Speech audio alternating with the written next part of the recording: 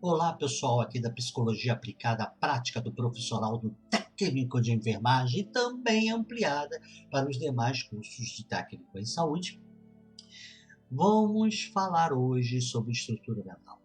Nós já vimos introdução, vídeo sobre introdução à psicologia, sobre psicologia científica do senso comum, já estudamos a diferença entre empatia, apatia, simpatia e antipatia.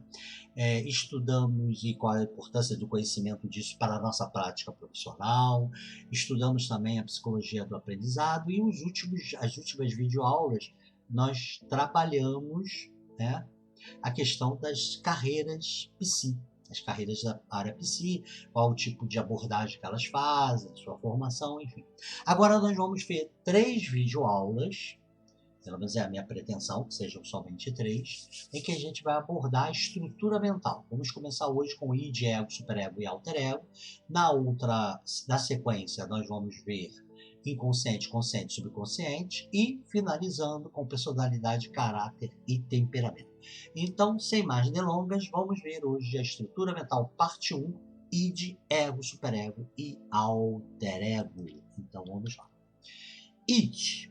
O id é a satisfação, é o libido, é o nosso desejo, é o prazer e é inato. Ele surge, o bebê respirou, ele já tem id.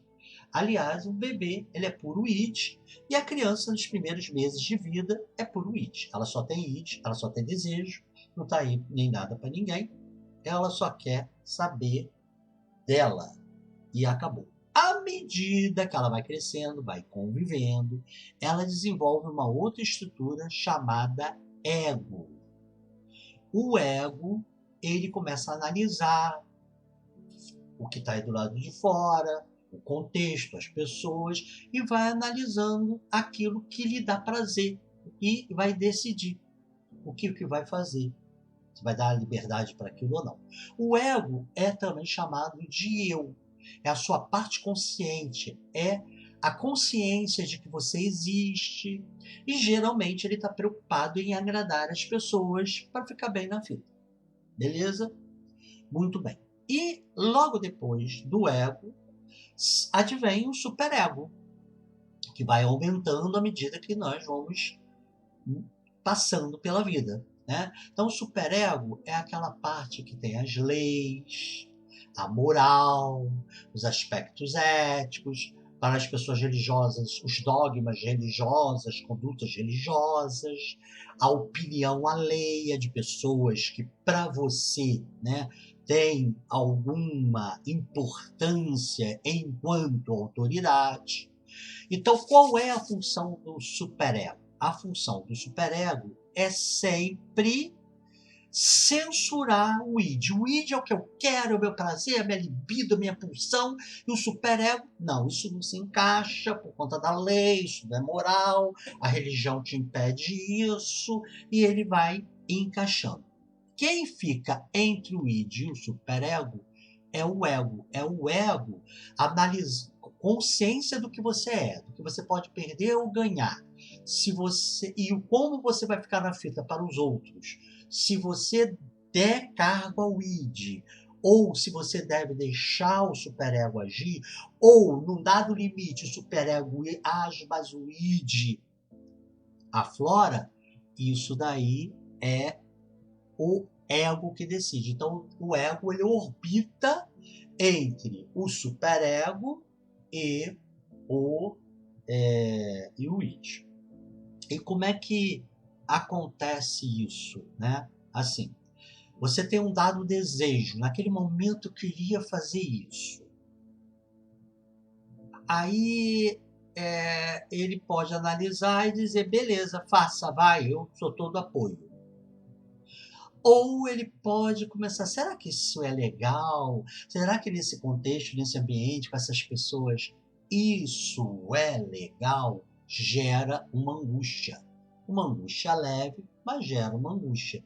E aí ele vai ouvir o superego e vai deixar o superego agir plenamente, bloqueando aquele id, ou parcialmente, de acordo com o que ele analisar. Então, para ele evocar o ego, o superego, e analisar, ele sempre vai ter algum grau de angústia frente a um desejo.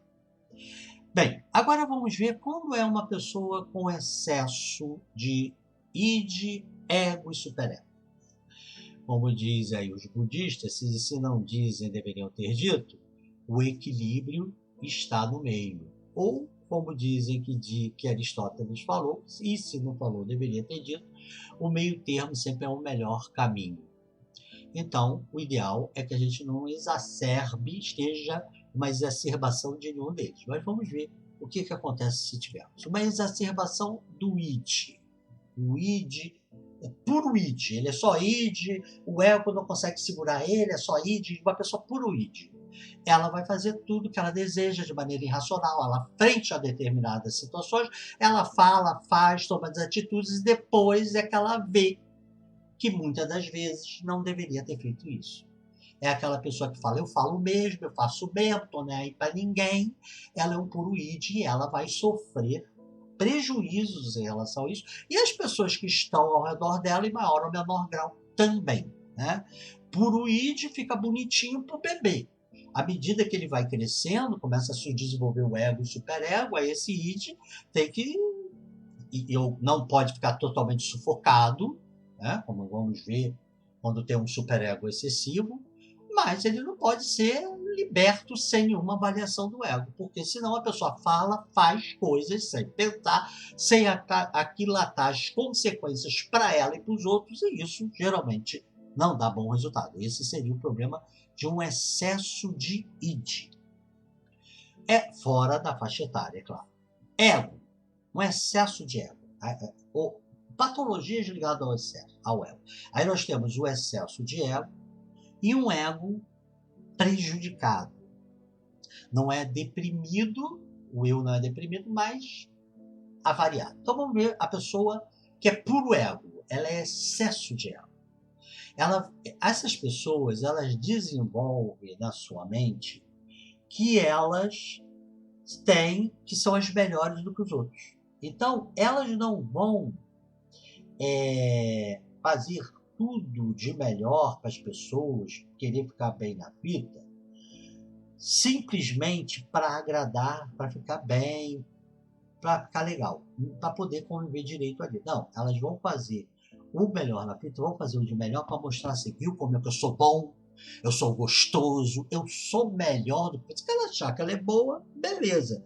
Mas aí ela achar que ela é a melhor de todas, aí ela tem um problema de ego inflado, de ego superdimensionado.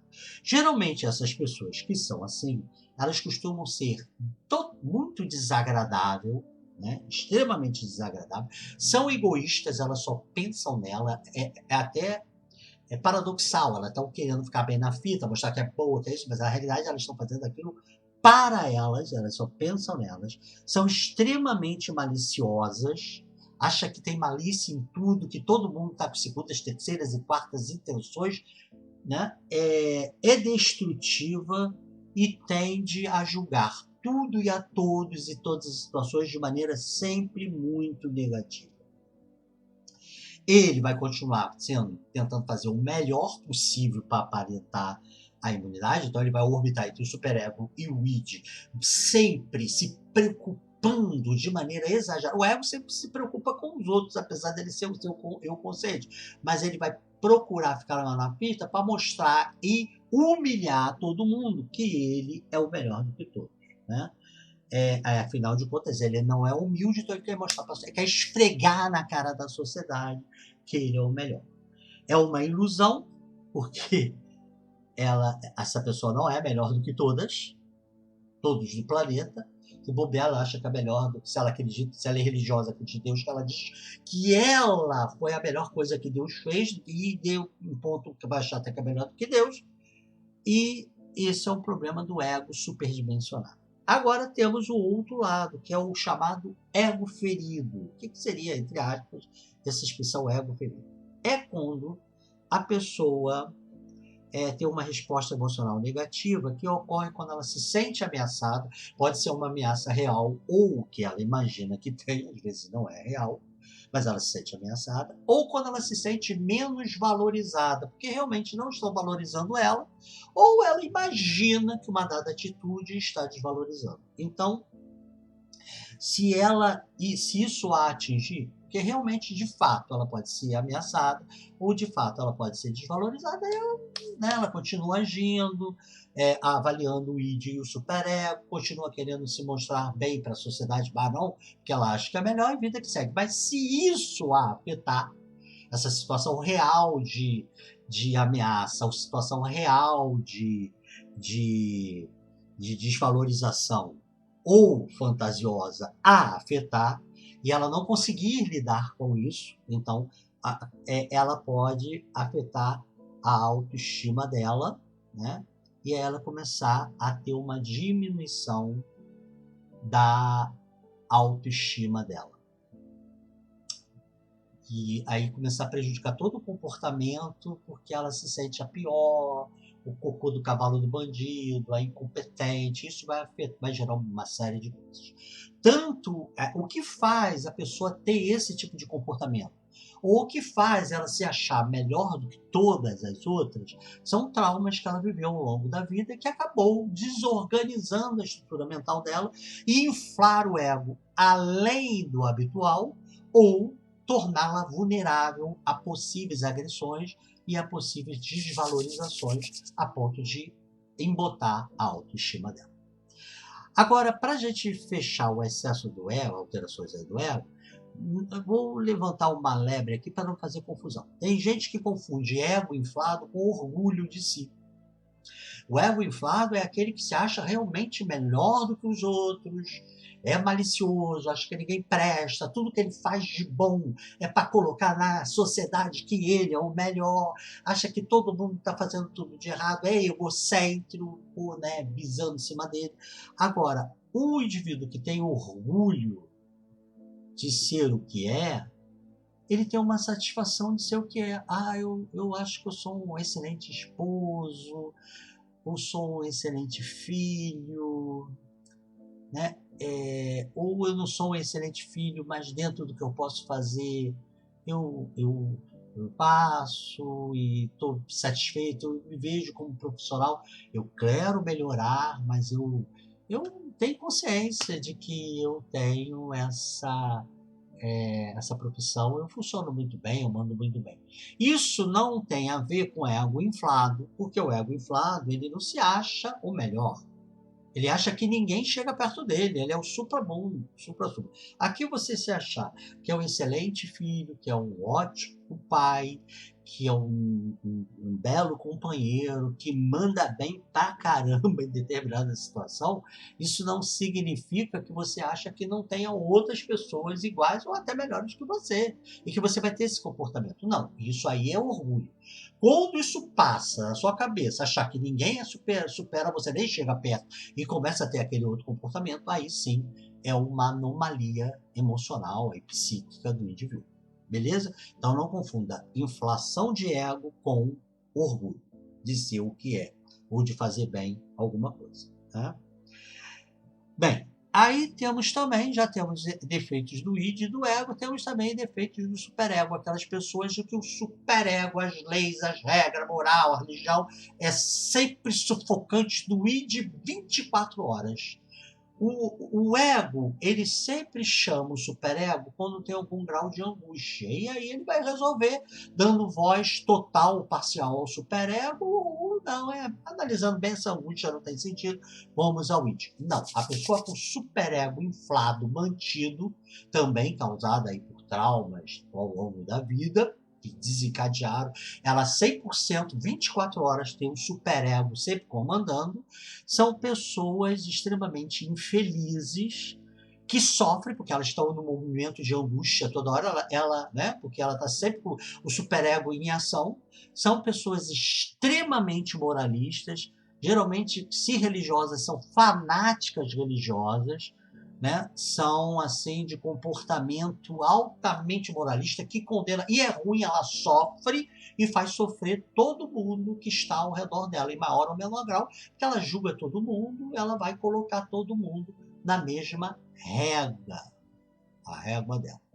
Então, como eu falei, o superego não pode estar em excessivo, nem o id, nem o ego. Agora, vamos voltar ao ego só para fazer um comentário aqui. O ego, a gente sabe aonde tem a estrutura mental responsável pelo eu, pela consciência e por essas deliberações. Ela fica localizada na córtex cerebral, chamada pré-frontal, que que a gente vai estudar depois na anatomia, na neuroanatomia, onde fica isso. Né? Então, quando há lesões traumáticas, tumorais, infecciosas, a gente pode ter um comprometimento do nível de consciência e o comprometimento das escolhas. Mas aí não é porque tem um alter ego elevado, porque tem um ego ferido, é porque houve uma alteração do local que gera o local anatômico que gera essa percepção.